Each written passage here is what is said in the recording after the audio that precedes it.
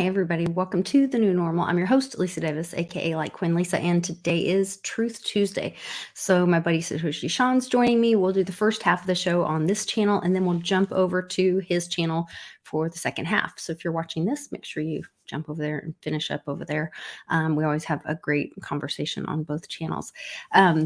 So be right back. Right after this, we're going to talk about all kinds of crazy stuff, whether it's the banking collapse, some pro-Ukraine group possibly being blamed for the Nord Stream thing. I heard there's another Biden that may have gotten $3 million from China in a personal account. I don't know. We'll check it out right after this.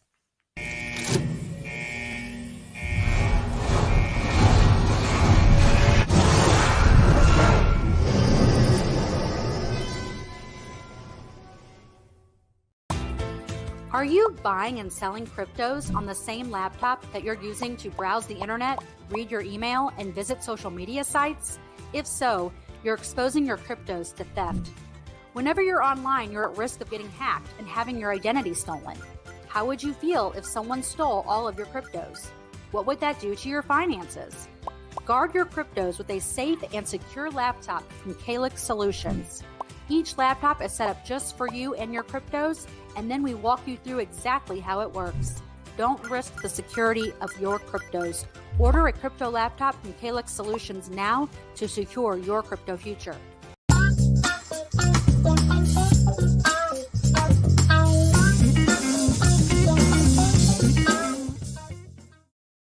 Hey, Sean, how are you today? Hey, I am doing pretty good. How about you? Well. I'm doing well. It seems like the news is just flooding. It's really hard to keep up with things. And I'm guessing that that's part of the strategy, like so many distractions, whether they're good or bad. There was a great new Cliff High video out today called Mass. I posted that on Patreon for public to view. So if you guys, there's a link in my description to my Patreon.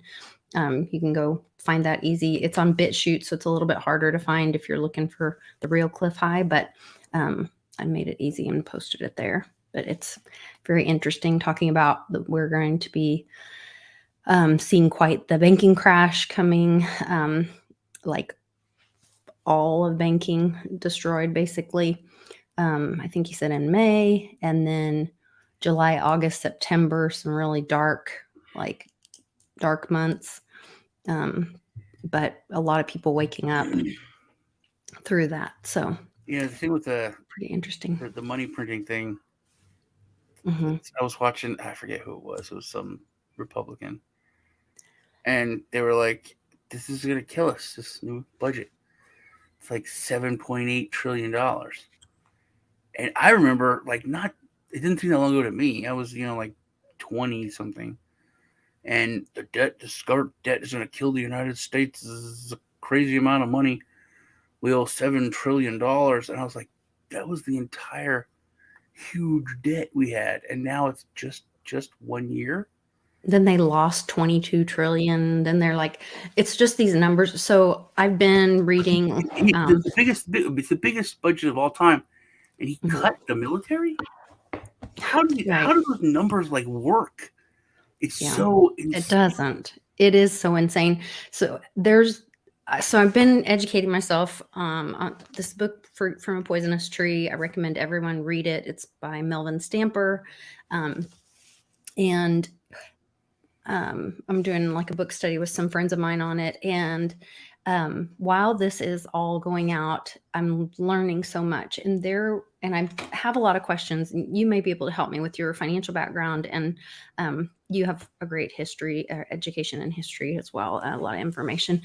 I'm trying to figure this one piece out, or a lot of pieces out, but I have a question if you have any information on this. So in the 30s, when it was illegal to own gold, right? Mm-hmm. They smashed the price of gold down to $20 an ounce. Mm-hmm. Required everyone turn in their gold. It was illegal to own gold. Then they pumped the price of gold up to $35 an ounce. They owned it all, yeah. once they owned it all, and created a slush fund for the Fed called the Exchange Stabilization Fund. And supposedly it's this huge fund. And I'm wondering if that is what is being drained now by this partnership with bailing out these banks. So I'll stop because I end up asking 3 questions instead of just 1 question at a time. But I have another question. There's something that we have to. What we just talked about. We just said this. When you talk about huge numbers and huge funds and huge whatever, from anything since even just the 1900s, you can go to the 90s. What I was talking about was the 90s when $7 trillion was all of our debt. We're so far beyond huge. The idea of what a huge number is. They're individuals now. Individuals that have more money than entire countries. There's now, businesses that are bigger than, and especially with the rush of depositors because of yesterday or this banking collapse, all these depositors rushed to JP Morgan. JP Morgan was already like, if you looked up the value of countries, we did an interview with Reggie last night for Very Dow YouTube channel. It'll be coming out in the next day or two. And he was having a lesson with his daughter. She's younger, and I think she's still in high school or something. And he's had her look up like the most wealthy countries or whatever. And then he had her look up the most wealthy businesses. JP Morgan Chase is like, if you rated countries and businesses, they're ranked like 5 in the world with countries. It's like China, Russia, the US, something. Yeah. And then JP Morgan Chase is like up there with the value of countries. And there's like, they're in groups. Like if you look at countries' wealth, there's like, the top whatever. And then there's this huge, it's like the income gap or something. There's this huge disparity. You've got countries down on the low end who like just a regular big businesses make, you know what I mean? They're in the hundreds of millions that their countries is running on. I mean, they're small countries, but it's still, public blew my mind that I did not know there were no pictures of the Earth. What? What? What do you mean there's no pictures of the Earth? There's no pictures of the Earth. He sent it to me, you, and his. I missed it. There are no pictures of the Earth, ever. Okay. Every picture that you've seen, you can Google it. The dude sings a song about it. But if you Google it, and I'm like, this is dumb, it's crazy. And then I look, there's no pictures of the Earth. They're all artist renditions. Right? Are you serious? I swear to God. Well, I guess that makes sense if we never really went to the moon. Well, see, don't make it crazy. That's not crazy. You would. This is a fact too. You would melt if you went through the Van Allen belt. But this is a actual fact. This is a fact that you can look up on Google, and everyone. This is a truth. That everyone you can search this. There are no pictures of the Earth. The truth. They're all artist renditions.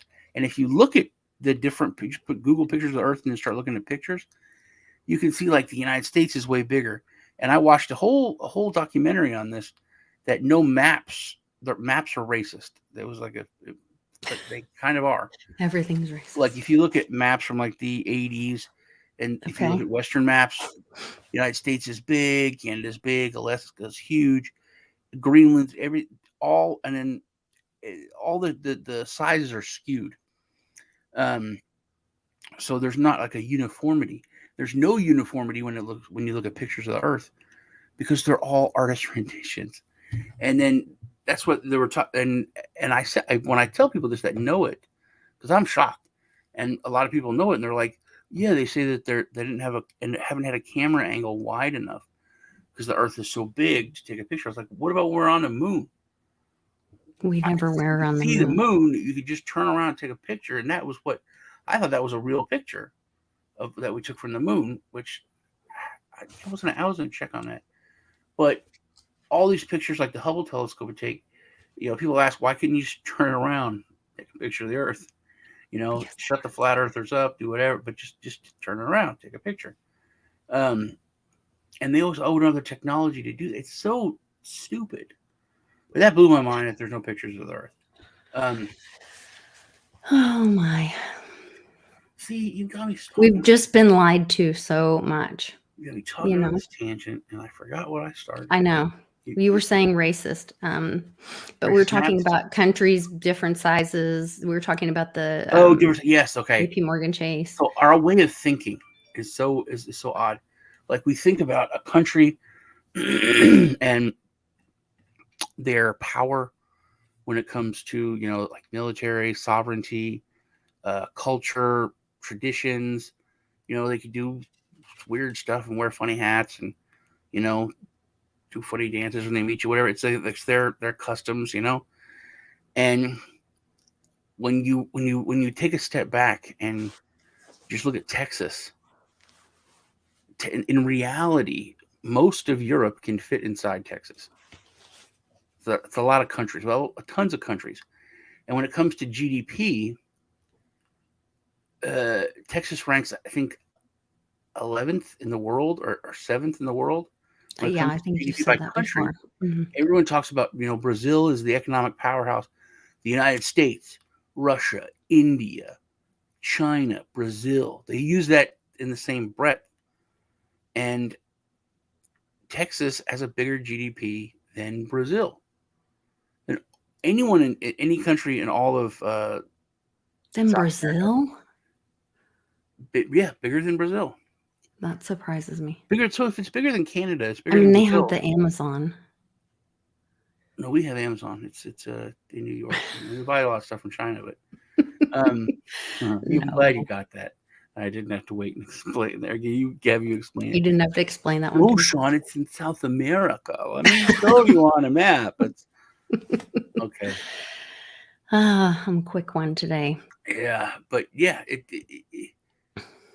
our whole way of we think in terms of in so many ways. We think in terms of like 1800s, 1700s way of thinking, like countries big, states little, and in so many ways we're trying to throw away and trash so many basic ways of thinking. Like I was watching some old thing, and it was a cooking thing. This cooking dude, which is I just found him. He's a little weird, but he just put out. He cooks like old stuff from the Depression, and he had this old book from the 1909. You might want to get under your desk. I think there's a bomb coming in. Oh, it's a plane. Oh, really loud. But it's weird you could hear that. But he had this cookbook from like the greater Michigan group or something, and it was this like coalition of women's groups, and it's still around. Like you could pull up their website, and he had this book from like the 1800s, and it was like he started talking about like what women's groups were, and and it was like you could just like the old stuff from the early 1900s was just so empowering about being like a mother and a home maker, protector. It was like it was a job, It's what I wanted to always be. It was a little hotel. Like if you manage a hotel, that's respectable. And if you have if you manage a household, that's more important at a hotel because it's like your staff is your family. Mm-hmm. It's but it was just so much. You could see the way of thinking was so much more empowering and positive when it came to that versus I think that it's coming back around to that, like talking to my daughter and Paige, Amy Weir's daughter, and just talking to some younger ladies and talking to them about like what's going on in the world right now, and them, like my daughter she and her husband have talked about when they do have kids, she really wants to stay home. She wants to homeschool. She's really into nutrition. Paige is really looking at like what's important in a family. They're talking about homeschooling. They're talking about, really looking at family and making family important and not having the distraction of, career. I think like when we were raised, it was all about your job was your identity. Like, Yeah. you can be anything you want to be when you grow up. What do you want to be when you grow up? And it was like, I want to be a mommy, and then it was like, well, you can be that too, but what do you want to be when you grow up, and it was like, that wasn't enough, for Yeah, it in was like our a generation. hobby. They turned it into and and that's why I think that was really brilliant, because when you make something trivial, like when you're all up, something's really important or it's a big deal, and someone says little, oh yeah, he has his, are you still doing your little YouTube channel there, Sean? That kind of thing. It's like, I could have 1 million subscribers or whatever. It's like, Yeah. you No, do Cannon that calls little this YouTube thing. my little woman cave. Yeah, it's My office, my little woman cave. but then when you try to do something, and society gets in your head and it tells you this is less than what it is. This is a hobby. This is something small, and it's so hard to do, and it's frustrating. You're like, oh, I'm a failure. I'm terrible. And then I think we're getting really,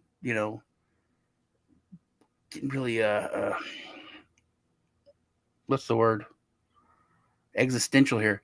But I think that's when I think women started to move out in the 70s and 80s and kind of get away from it, because they're like, oh, this is this little trivial thing that anyone can do, but it's Well, that was all freaking part of hard the as plan, hell, and was, it's killing me. It's destroy the hard. family. They wanted to get kids into daycare so that they could indoctrinate them earlier on, because they found out about theta brainwaves and that they could, Yeah, no, I more think that was a easily big reach part them of it, earlier. was not attacking And the person. they wanted to tax more. They want to tax two people. They want to tax two adults in the family.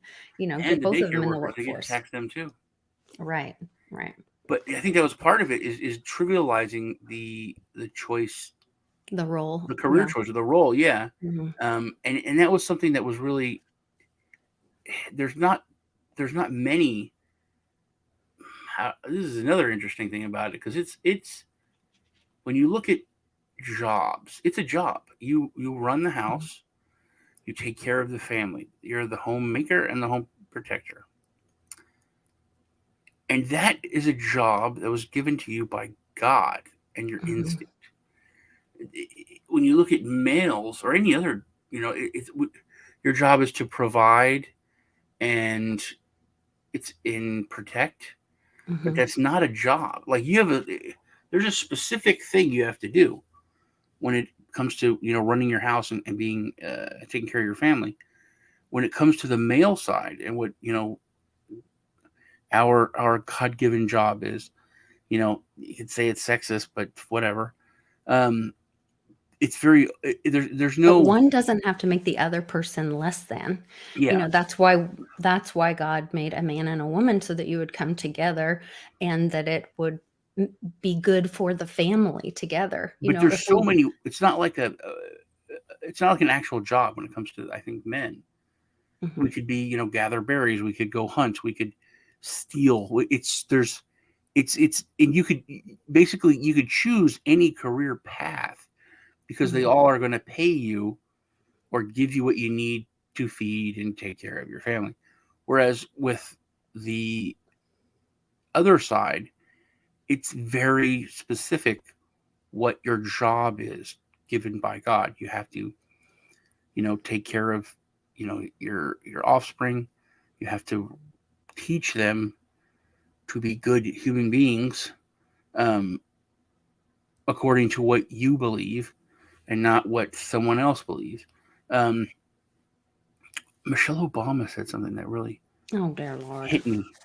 She was she was at the inauguration for Trump, and she said it was really weird because she wouldn't call him Trump. She called him "We know who he is."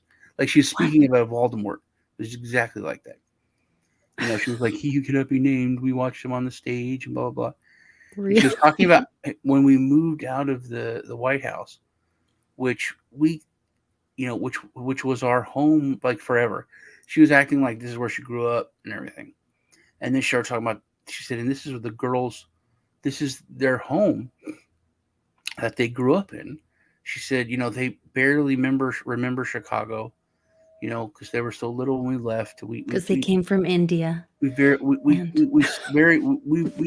remember Chicago too, but they've grown here for 8 years. They've grown up, and to say goodbye to all of our staff and the people that raised her, that helped raise the girls. And I was like, you're a homemaker. And she's literally talking about like her servants at the palace, and then when she threw in there that they raised her kids, it was just the most disconnected, weirdest, well, she didn't carry him either, non-relatable so thing I've ever heard from any American politician.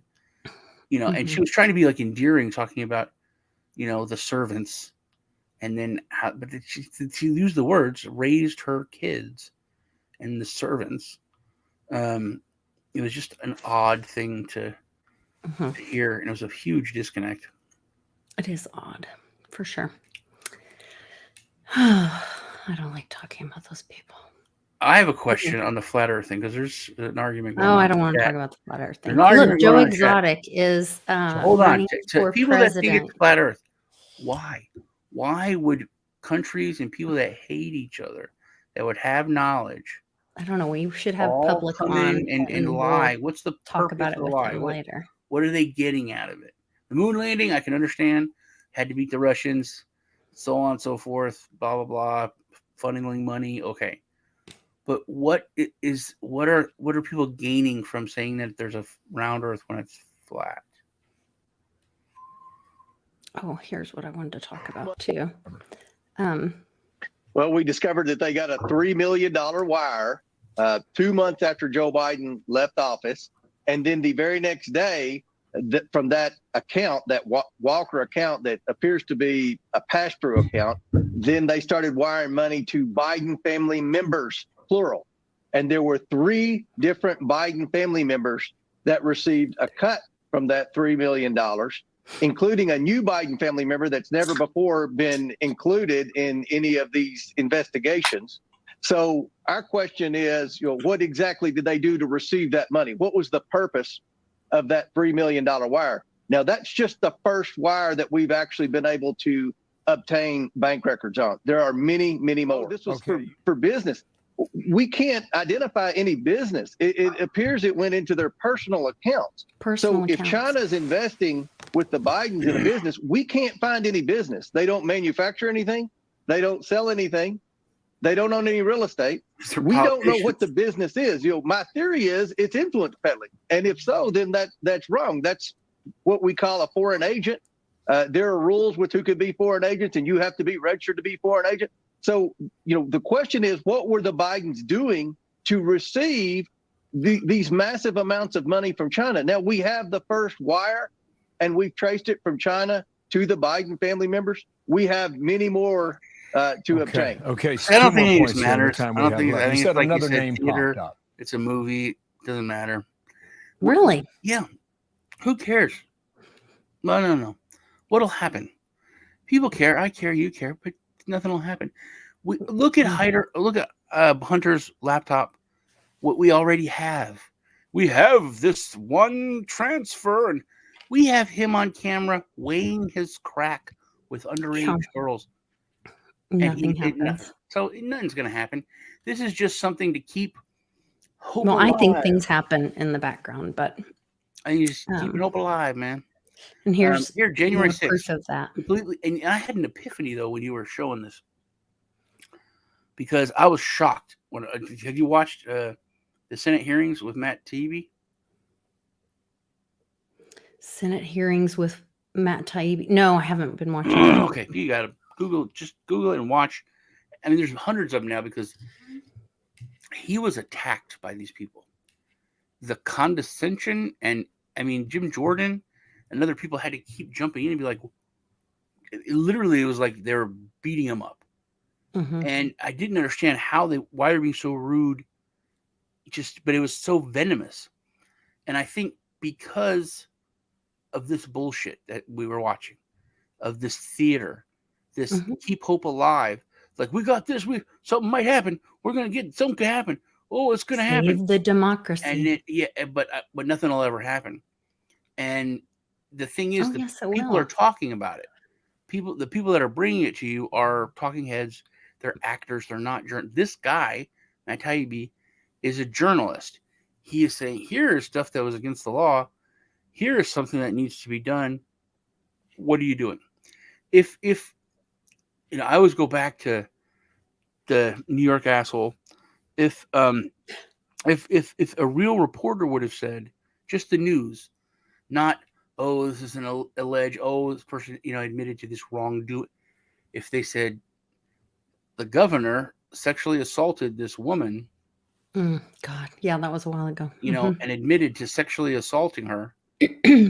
But where is he? Like all that. Where is he? All those people are gone.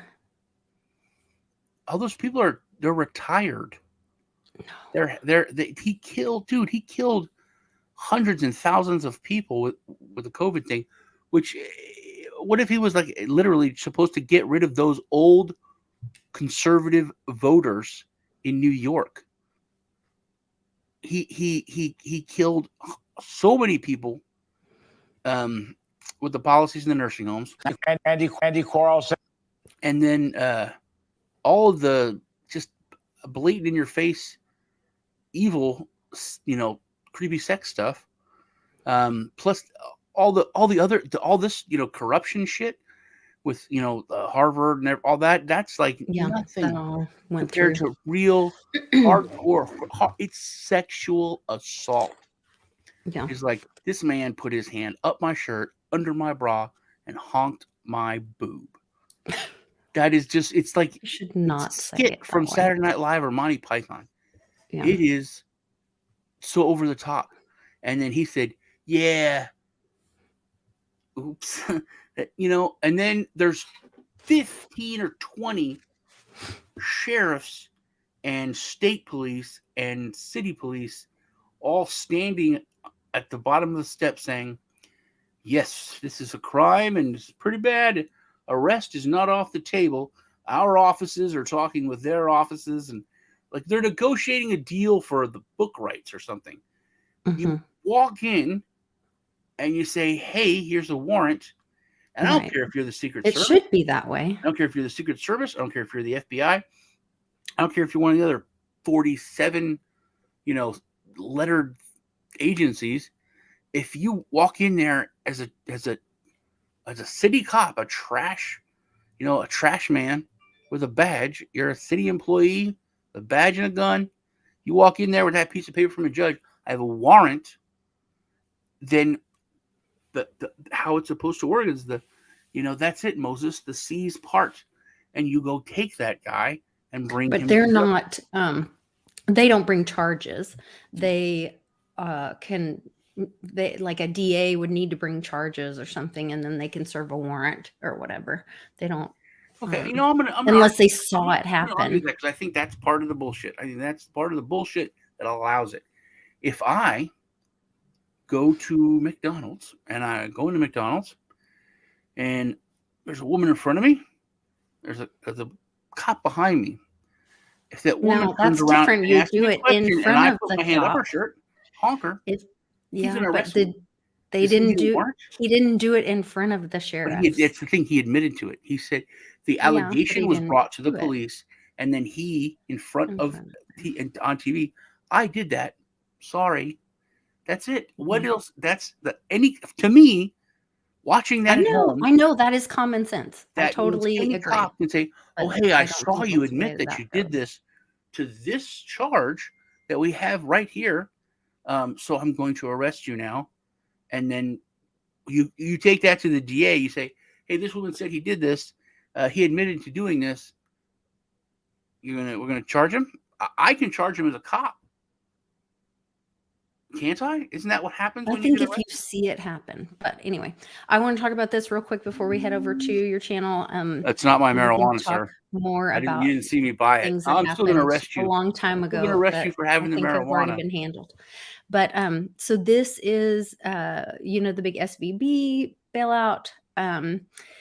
Actually, apparently there was a list instead of the markets handling it naturally. They were it was orchestrated for Biden's buddies to be able to purchase it, the failed bank. And the DOJ is now looking into this. So there's now an investigation on this. So hopefully this will be exposed as well. Paul said he would have been happier if the private sector, somebody bought the thing right out. What are you thinking here? Yeah, I think Randy's right, and you're right. And, I have heard it from, people I have a great deal of faith in that were very close to the situation, that there were buyers who are willing to step in and buy the bank, and that the radicals at the FDIC basically weren't going to allow that to happen. I even heard, again, someone told me this directly that was close to the situation, that the Biden administration had a whitelist of companies that were allowed to buy the failed bank and companies that weren't. And so basically you could imagine they're so concerned about some bank getting a little bit bigger that they've decided to put all these taxpayer monies at risk. And I think it's something we've seen from the Biden administration really from the beginning, is that they've got this radical left agenda, and it doesn't ever exude any even common sense. And so here we are in the middle of a potential banking crisis. We've got people willing to step up and buy the company, and the radical left wingers at the FDIC won't let them do it. And so I think that's going to go down. It's something that we should have hearings about, and we should find out exactly what was going on. But I've heard it from people very close to the situation who I trust. And you saw Senator Haggerty was tweeting about it too. And so it's a scandal, frankly. And the problem with bailouts, right, is that suppose that you're a bank right now and you're not really doing so good. You took some bad bets. The bets are down. Well, if your guys are going to be bailed out, if your depositors are going to be bailed out no matter what you do, then you should swing for the fences, right? You should take the biggest risks that you can to try to, double down and get yourself out of trouble. And so what usually happens when regulators come in and try to, outsmart the market and provide backstops is that risk goes up. And eventually something really horrible happens. And I hope that it's not this time, or it's way off in the future. But I think that's the risk of where we are, is that there's a moral hazard risk that people are going to, take bigger risks to dig themselves out. And then when they lose that money, there's going to be even more and more bailouts that have to be done. More and more bailouts that have to be done. So a lot of these depositors, there was a big narrative with all the talking heads yesterday. Oh, as soon as I get my deposits back, when they bail me out and give me my deposits back, I'm running to JP Morgan Chase. I'm running to JP Morgan Chase where I'm safe. And Reggie did a analysis on them, and their Q2 of 2020 was like terrible. And I said, could this be like a strategy of saving JP Morgan Chase? Like, could this be orchestrated to, because it destroyed the shareholders and the executives of these banks. They weren't made whole, but the depositors were made whole to then take their deposits and go put them in JP Morgan Chase, things like that. And now it's all being centralized. You said at the beginning of this, more stuff gets exposed. Stuff's exposed all the time. It's been exposed for years. That's what I'm talking about. Nothing's done. I would like there to be something done, something results. Even if it's bad, but there's something that happens. Because it's like how much can you take? I can't take anymore. I got broke about 2 years ago, where it's like, oh, I give up. There's I don't care. I watched a video of you the other night. How old was it? I was watching a video on your channel, and it was from like maybe a year and a half ago, 2 years ago, and you were like funny Sean, laughing, and like People you were used to like people used to make fun of super me. happy. They would say, "You know who you are, Sean? You know when the Titanic was sinking, you were one of those dudes playing in the orchestra." That guy, I think we got a chance, guys. I think we might be okay. Hold on.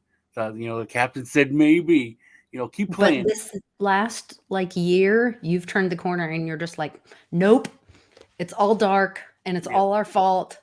And you're just like super angry. And I get it. Like, I think people should be mad. I do understand the point of that. It just it kind of was a little, I don't know, it kind of made me a little sad because I was like, oh, there's happy Well, that makes me Sean. sad too.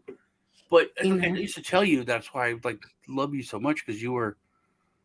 It's like, oh, I wish I could be like that still, And I like, and also respect you. So Yes, when thank you say certain you. yeah, okay, you're right, yeah, but yeah, maybe. But I really, it's like, Gotta hang in there. how many times we will say, I will never give up. insanity. I will never give up on our Insanity is doing the country. I same will thing never over and give over up on again and expecting humanity. a different result. I don't think we're doing the same thing over and over again. I To think me, that's people where are I'm like, it's waking the same up. thing. We have to do something different. Yes, We I have to agree. do something People are that is choosing not. cryptocurrency. People are choosing hard assets. People are waking up. People are educating I themselves. think this is something that People are is a big choosing deal things with the differently. They're FDIC thing. homeschooling. The They're FDIC thing, eating I think, differently. is a big thing because it wakes up normal people. Yeah. Where so many people have this idea of, hey, if it doesn't affect me, it's not a big deal. I don't care. It's not. It's all just because we say it's all just theater. It's all just made up, and then. But you take that to the next level. That's where apathy sets in, and you're able to. No, I don't think that apathy is the plan or the No, I think that is. That's what is going on. That's all these people who say, "Hey, it doesn't really matter. It's all wrestling. I don't care. It doesn't affect me." But I think that's the old way. That's the bread and circus. That's to sit in front of your TV and drink beer and watch football and make it someone else's Yeah, and that's what I'm problem. talking about with, like you said, the FDIC thing. I think those people are like, "Whoa, wait a minute." Yeah. So the FDIC is Say insuring what? $1 billion, Yeah. but they only have $250 million. Yeah. That doesn't make sense. So I think though, these things are starting Yeah. to wake people up. Wait, where's that other 3/4 Where of you're a like, wait, bajillion what did you dollars learn in coming school from? today, Johnny? Yeah. What? And that's what happened over the Great Infection when they were videoing, and the parents were in the kitchen going, "Wait a minute, why are you drawing a snow globe That's the instead thing that I of think is doing changing, because math?" power's from the people, You know? and the Yeah. people gave up their power, and people are starting to Yeah. Take it back. begrudgingly reclaim their power, because they're It's like, gonna yeah. I literally just wanted to drink beer and watch Netflix. Why are you people making me do this? What It's are like you if you teaching quit my kid? working out and then you've gotta go work out again, like, it's gonna suck. But You're then gonna be people stood sore up and and they're like, "What tired are you and all teaching that. my kid? I was watching Netflix and Mhm. drinking beer. Now I got to come down here. What is this crap?" And then they're like, Now "Oh, I have to adult. you're a terrorist, sir. You're going to be under arrest." And Mhm. then they're galvanized. That's when they become activists. They were just on their couch happy.